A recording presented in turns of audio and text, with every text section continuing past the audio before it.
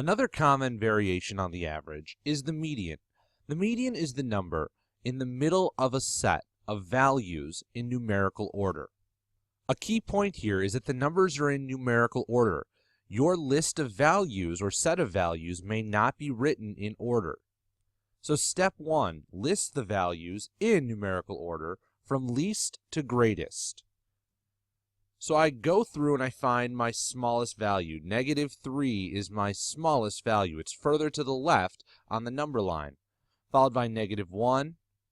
As I go, I cross out the numbers so I don't I don't use the same value twice, and I don't leave out a value. 4 is the next biggest value, followed by 6. If there's two of the same value, put them both down. 7, 7, 8, 8, and 9.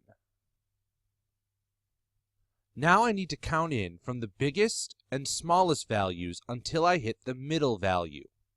I don't want to just eyeball it and kind of aim for the number in the center. So I cross one out on the left, one on the right, one on the left, one on the right, one on the left, one on the right, one on the left, one on the right. I no longer can cross out one on each side of the list of values. So 7 is my median. It's the value that is in the middle of a set of values in numerical order. To remember the median, we think about a median strip. A median strip is that strip of concrete or grass that's right in the center of a highway. It's in the middle. Let's try a couple problems together.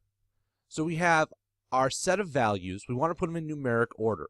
0 is the first value because it's the smallest, it's the furthest to the left on a number line, followed by 3.6, 5.5, and so on. Putting these numbers in numerical order is very important. Be careful with decimals. 11.5 and 11.6 are going to be right next to each other. If they're negative, it becomes more complicated. Next, I'm going to eliminate values from the left and right. One from the left, one from the right. One from the left, one from the right, until I get to the center. Crossing out values on the left and right side of this list of numerically ordered values helps you pinpoint the middle. Instead of just estimating where it's at, we want to make sure that we are accurately finding the center. So far, all of these sets of values have been odd sets. If there's an even set of values, take the mean of the two middle values. So by two middle values, I mean we aren't going to have one simple value in the center. Let's show you. So I'm going to take these, put them in numerical order. All right, now that I have a numerical order, I'm going to cross out left and right. Here, I could cross out 4 and 5, but then I'd be left with no value in the center, as opposed to my example up top where I have one value left over. When I have 2 in the center, first off, double check that you crossed out the same number on the left as you did on the right. I crossed out 2 on the left, 2 on the right, so I'm good.